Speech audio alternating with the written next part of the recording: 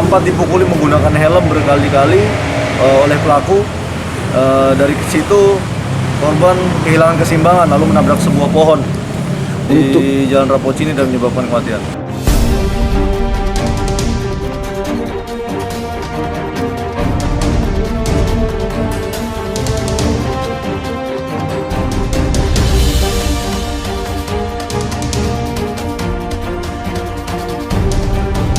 Barang bukti yang kami amankan yaitu baju yang digunakan dan helm yang digunakan yang terekam oleh CCTV di sekitar TKP.